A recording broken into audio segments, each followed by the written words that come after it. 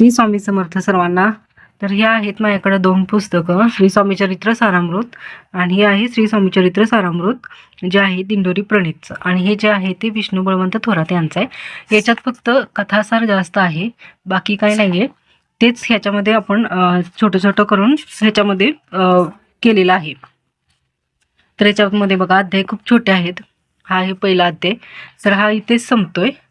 आणि ह्याच्यामधला अध्याय बघा, हा प्रथम अध्याय बघा, 1 2 3 4 5 6 7 आणि हे 8वं पान आहे. हे पहिला अध्याय संपायला, म्हणजे ह्याच्यामध्ये कथासार जास्त आहे, पण तेच शॉर्टकट करून ह्याच्यामध्ये सांगितलेलं आहे. असा काही फरक पडत नाही, दोन्हीपैकी एक कोणतंही वाचलं तर चालते. पण जे पारायण करतात ना त्यांना ते हे पुस्तक वापरतात, कारण ह्याच्यामध्ये छोटे छोटे अध्याय आहेत ना, लगेच अध्याय वाचून होतात आणि ह्याच्यामध्ये खूप वेळ लागतो. त्यामुळे तुमच्या मर्जीवर आहे, तुम्ही कोणतंही पुस्तक वापरू शकता.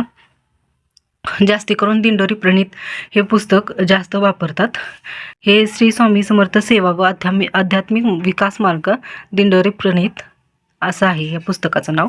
तर तुम्हाला घ्यायचं असेल तर तुम्ही दोन्हीपैकी एक कोणतंही घेऊ शकता.